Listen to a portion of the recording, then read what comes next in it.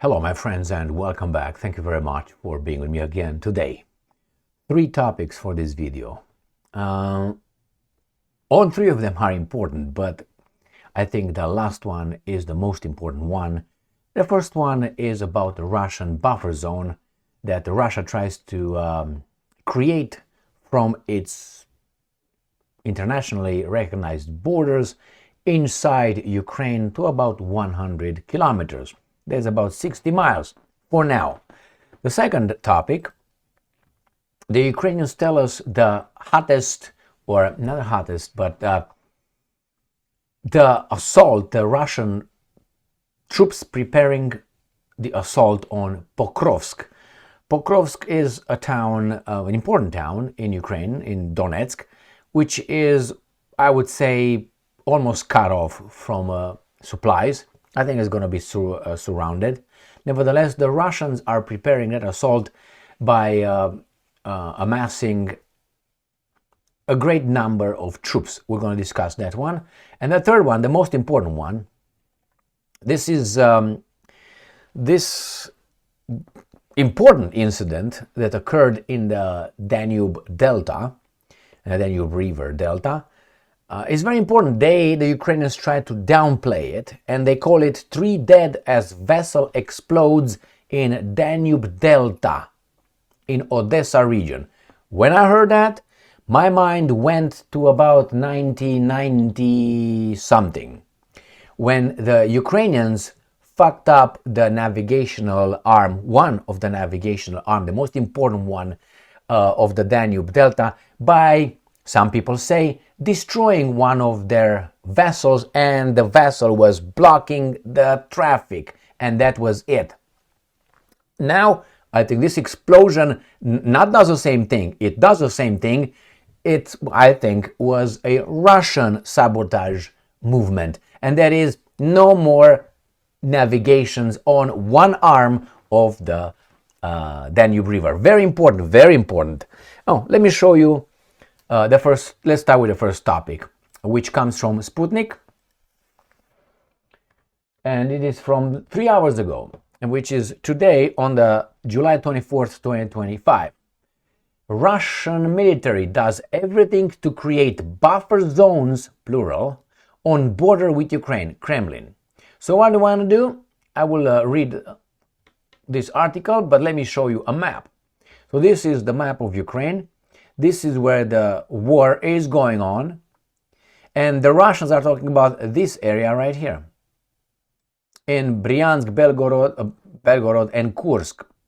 These are the bordering oblast, Belgorod, Kursk, Bryansk. So they want to create a buffer zone here, in their mind, by pushing the Ukrainians in, or westward, about 100 kilometers, which is about right here. So all this is going to be a no man's land, which is not going to be any Ukrainian military here capable of striking with their artillery from here to there. That's what they want to do. Now, if the Ukrainians receive weapons that are capable of striking more than 60 miles, then let's say they do 100 miles, then the Russians have to push it to 100 miles. So from here to here. Now, if these guys are receiving 150 miles, they have to push it to here. If they get 200 miles here, 300 miles in, and they get to Poland, right there. So the Russians saying the biggest the radius, the biggest the range, the longest the range of your artillery you receive from your Western backers, the bigger, the greater, the longest, the widest, the wider the buffer zone must be. Now, can they do it? That remains to be seen. So let's read part of this article and see what they say. Moscow. The Russian military is doing everything possible to create buffer zones on the border with Ukraine, Kremlin spokesman Dmitry Peskov said on Thursday. Well, I wouldn't say that way, because if you say that way, it shows you limitations. You don't say, I do everything possible. Why? You're not doing a good job. From your perspective. Why? You're not advancing. You're advancing one village in 2 weeks, which is, 100 yards.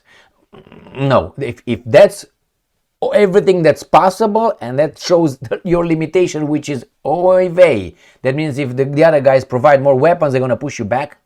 It's like almost a stalemate. You don't like that, but that's the reality.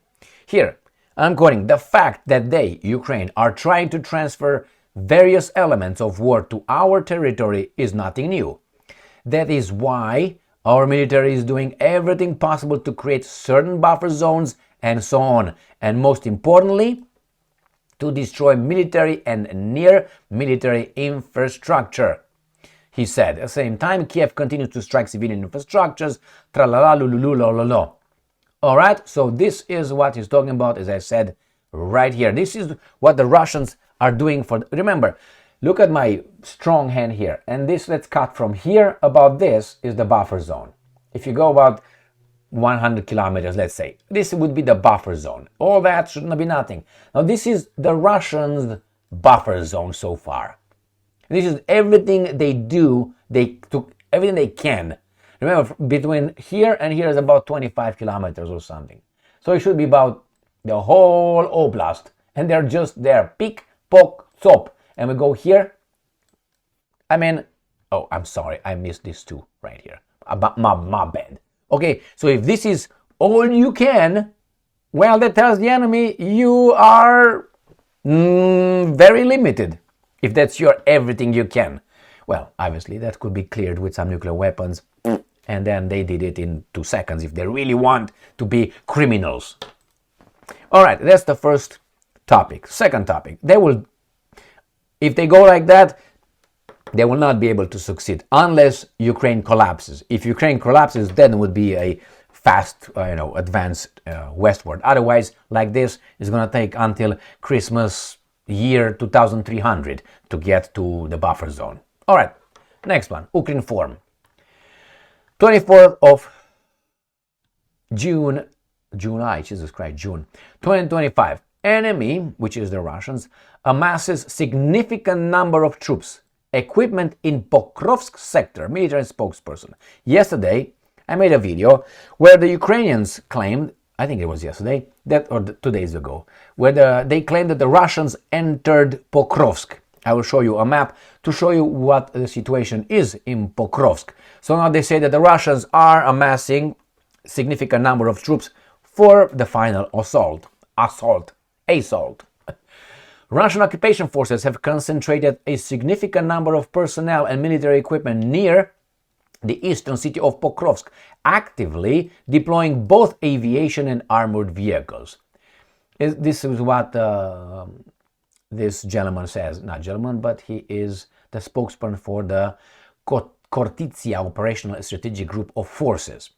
In this region, a partial information blackout is currently in effect due to ongoing operations aimed at eliminating and pushing back enemy forces. However, the grouping near Pokrovsk is indeed massive.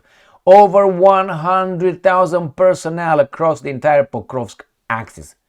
The enemy is employing all available means, including aviation and equipment. This is one of the sectors where heavy equipment is still being used, and statistically, it is now a priority front due to the number of engagements happening there.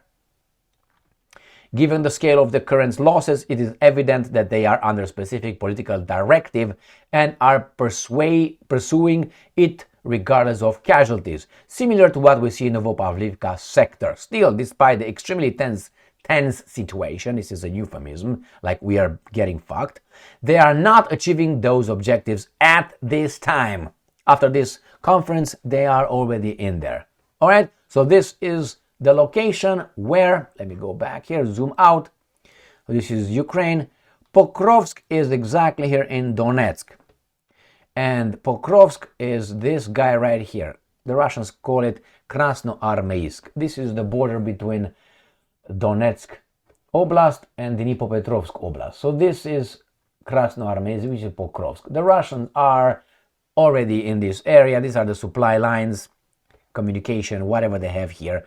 The Russians are preparing 100,000 people in this area, or at least on this front, amassing right here. Well, I think they will succeed in doing that. Look what's going on here. Konstantinovka is as well is going to be encircled. This is what they do again right here. It's just, and I think it's going to happen the same thing with Kupiansk in Kharkov, the same thing, little by little. So this is the buffer zone, I'm guessing. And let's go now, I think, with the most important topic, I would say, the most important topic, and here it is. Remember, this is Ukraine form. Now, don't fall for the information they want you to focus on, which is 3 dead as vessel explodes in Delta Danube in Odesa region. So let's go to the map first, and we're going to zoom out. Odesa region. This is Odesa, this is the Black Sea, this is the Crimean Peninsula. This is the Danube River, going between Germany, Jesus Christ, Romania and Bulgaria. Then here at Kalarash, coming into the Romanian territory, full 100%. Then reaching up here in Galați or Reni in Ukraine, and this is the border with Ukraine. So the Danube River goes back like this, clip, clip, clip, and here it opens up in 3 arms, right? 1, 2, and 3. Sfântul Gheorghe, Sulina, and the other one I always miss. What the hell is the other one? Sulina, Sfântul Gheorghe. And what is the first one? Always forget it. Anyway, I will remember by the time I finish this. So there are 3, as is Kilia, Sfântul Gheorghe, and now I forget the other one. It's always like that. So the arms of Romania's natural wonder. Kilia, Sulina, and Sfântul Gheorghe. God damn it, I found them. So these are the 3 arms, the navigation arms. All right, so you got 3 of them right here. Kilia arm, the giant in the north. Remember Kilia, and then we got the Sfântul Gheorghe and Sulina main waterway. I'm just showing you a few pictures of what's going on here and how they are. Sfântul Gheorghe, a natural paradise. I don't think that is navigatable, but anyway, let's go back to our guys. So remember, this is located in here, and the Russians, I would say, but I don't know, maybe not, right? They destroyed this one right here. I will show you on another map. This is Kilia. I should have seen it right here because it's Kilia right there. Jesus Christ. Kilia, okay? Then you got, obviously, Sulina, and then you got Sfântul Gheorghe. All right, so this is what we're talking about. Let's go to the article. In Odesa region, a dredging vessel exploded while performing scheduled operations in the Bystre estuary of the Danube Delta. 3 out of the 11 crew members were killed. Pakataka, they are doing okay, Gabaraka, and the last sentence is this, the most important one. It was also noted, no, they should have started with this one, that the maritime access channel through the Bystre estuary is temporarily closed to vessel traffic. Ship passage to and from ports in the Danube region is currently being carried out via the Sulina Canal. Okay, right there, this is a map of Europe. This is, I'm going to show you the estuary, the Bystria, which was blocked right there. It's crude. They can't use this one. They're going to use Sulina right here. So they're going to go 100% over the Romanian territory. Why? Because the Russians cannot attack that, because it's Romanian territory. But that's not the most important one. This one, I think it is. Kilia, nevertheless, and Sfântul Gheorghe goes down. This is not non-navigatable for the vessel, if I remember correctly. Nevertheless, so now they have only one arm here working right there to have it going into the Black Sea. The other one is over. Where is it? Right there. The other one is over. This is the border between Ukraine and Romania. Now, in I think it was 1990 something, or maybe 2000. No, it wasn't 2000. It was 1990 something. The Ukrainians, the Romanians claim, purposely blocked the same arm, or it was the Romanian arm. I think it was Sulina arm.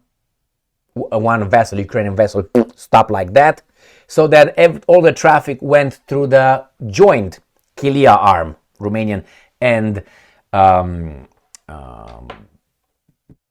Romania, because it's not navigable, stopped on exactly the river. Somewhere is deeper, somewhere is navigable, somewhere is not. So it just took a shot right where it was navigation, and it blocked everything. So I think this is the big blow of the resources these guys received through the Danube River from the west. I don't think it's about, oh my god, it was an explosion right there. Scheduled maintenance. But why wouldn't they say it was the Russians? Or maybe it was the Ukrainians.